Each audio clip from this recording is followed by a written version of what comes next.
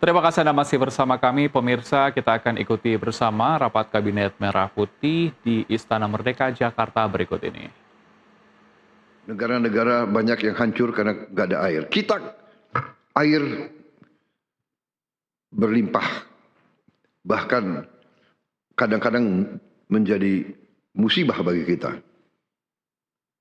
Jadi ini adalah hal-hal yang saya minta saudara-saudara ya menggunakan sebagai dasar. Basic azas yang paling penting adalah jamin makan. Kita bersyukur begitu di tengah badai, di tengah bencana, sumber makan kita, pangan kita cukup. Bahkan Menteri Pertanian laporan kepada saya untuk daerah-daerah terdampak bencana, kita mampu dari pemerintah pusat mengirim 3 kali kebutuhan. Jadi tidak ada alasan di daerah terdampak kesulitan pangan. Ya, tidak ada alasan untuk khawatir karena kenyataannya kita mampu. Memang dilaporkan kalau tidak salah ada berapa puluh ribu sawah yang rusak, 70.000 ya. Semuanya di 3 provinsi 70.000. 3 provinsi 70.000 hektar yang rusak.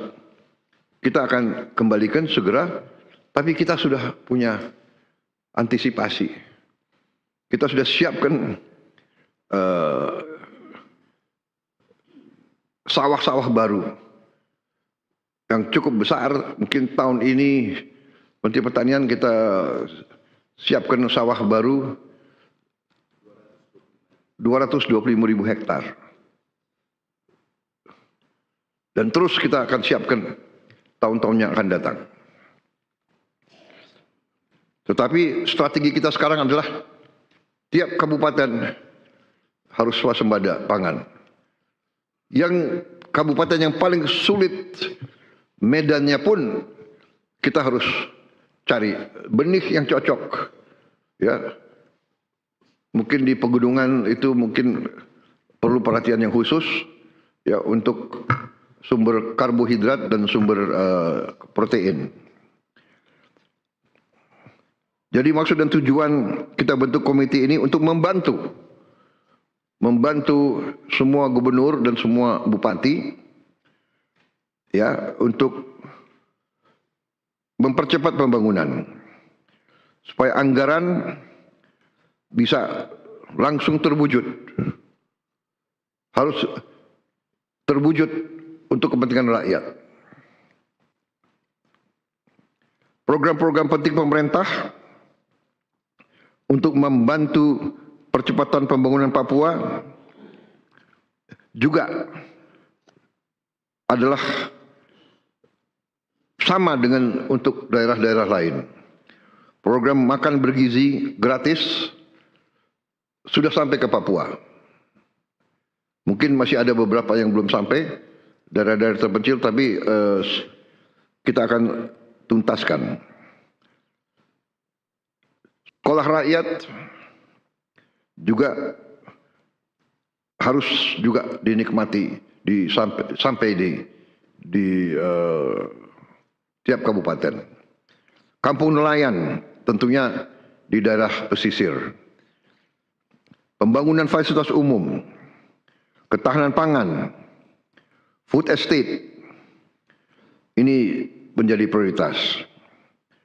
Jalan Trans Papua juga harus kita tuntaskan supaya akses ke semua bagian dari Papua lebih baik, membuka daerah-daerah yang terisolasi, juga agar harga logistik bisa kita potong, kita kurangi. Selain swasembada pangan, juga swasembada energi.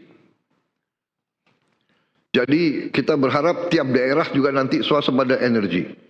Saya kira Papua punya sumber energi yang sangat baik, dan Menteri ESDM juga sudah merancang bahwa daerah-daerah Papua harus menikmati hasil daripada energi yang diproduksi di Papua. Di samping itu, kita ujungnya nanti daerah-daerah yang sulit, kita harus dengan menggunakan tenaga surya atau tenaga air. Teknologi tenaga surya sekarang sudah semakin murah, dan ini bisa untuk mencapai daerah-daerah yang terpencil.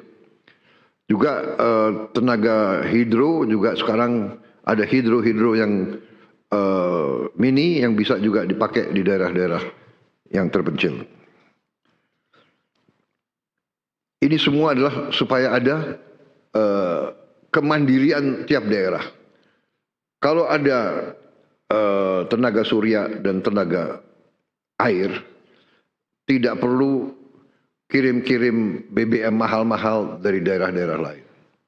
Dan juga nanti kita berharap di daerah Papua pun harus ditanam kelapa sawit supaya bisa menghasilkan juga BBM dari kelapa sawit. Juga tebu menghasilkan etanol. Singkong, kasava juga untuk menghasilkan etanol. Sehingga kita rencanakan dalam 5 tahun semua daerah bisa berdiri di atas kakinya sendiri, swasembada pangan dan swasembada energi. Dengan demikian, kita akan menghemat ratusan triliun untuk subsidi, ratusan triliun untuk import BBM dari luar negeri. Tahun ini, tiap tahun kita mengeluarkan ratusan triliun untuk import BBM. Kalau kita bisa tanam kelapa sawit, tanam singkong, tanam tebu, pakai tenaga surya dan tenaga air, bayangkan berapa ratus triliun kita bisa hemat tiap tahun. Menteri SDM, berapa import kita BBM dari luar? 520 triliun. Bayangkan, kalau kita bisa potong setengah berarti ada 250 triliun. Apalagi kita bisa potong 500 triliun. 500 triliun itu berarti tiap kabupaten bisa punya, kemungkinan bisa punya 1 triliun. Tiap kabupaten. Bagaimana membangunnya kita coba? Bayangkan kita biar negara kayak apa. Ini bisa kita lakukan.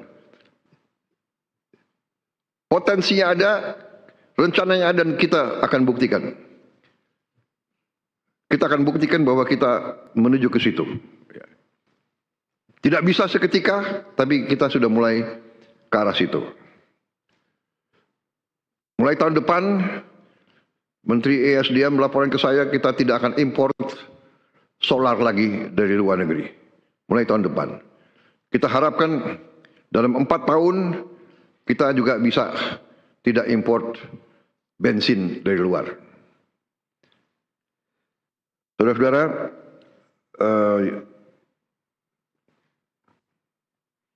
yang saya minta para bupati, para gubernur, koordinasi yang sangat dekat sama komite dan sama pihak pusat dari Bappenas, ya, dan menteri-menteri terkait, sehingga bagi kita jelas prioritas saudara apa. Silakan saudara-saudara merancang, para bupati sama gubernur, apa yang menjadi perhatian utama saudara-saudara, kesulitan utama saudara-saudara, prioritas saudara-saudara. Tidak mungkin kita bisa selesaikan semua seketika. Tapi kalau kita punya prioritas saudara-saudara, kita akan cocokkan dengan kemampuan yang bisa kita lakukan sekarang. Yang jelas dana otonomi khusus ya yang tahun ini belum dicairkan ya, Menteri Keuangan. Dana otonomi khusus Pak sudah dicairkan Pak semuanya untuk tahun ini 12,696 triliun Pak. Tahun ini. Ini akan dijadikan satu tahun depan. Tahun depan berapa dana otonomi khusus? Dana otonomi khusus tahun depan agak turun Pak. Di anggaran tahun 2026 itu sebesar 10 triliun. Jadi tahun depan kita akan punya 12 tambah 10. Yang tahun ini kan akan dijadikan satu sama tahun depan. Sudah catatan kami sudah dicairkan Pak yang tahun ini. 12 triliun lebih tadi. Sudah dicarikan? Sudah Pak. Tahun depan. Ke daerah-daerah? Sudah ke daerah-daerah semua Pak. Sudah ya berarti? Para gubernur sudah? Sudah? Oke, tahun depan kita coba kalau ada penghematan di bidang lain kita samakan kembali ya. Ya. Tapi saya minta benar-benar para gubernur, bupati bertanggung jawab ya.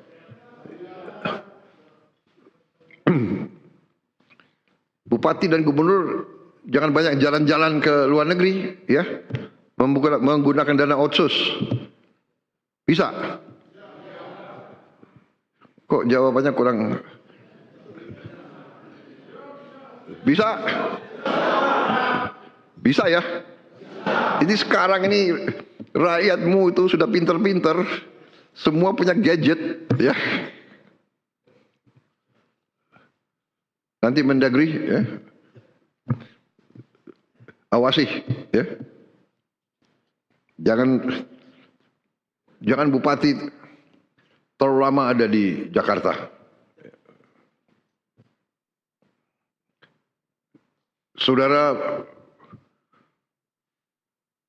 bertanggung jawab kepada rakyatmu. Ya. Komite membantu, para menteri siap.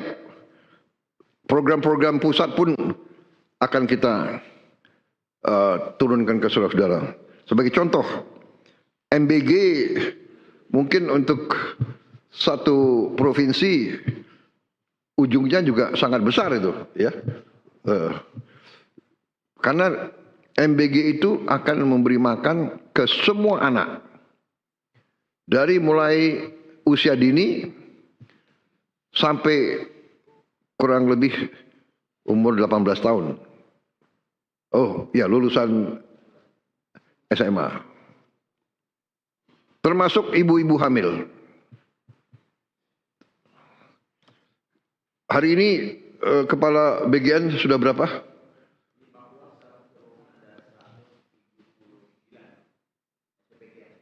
...179 SPPG yang sudah berdiri dari target berapa?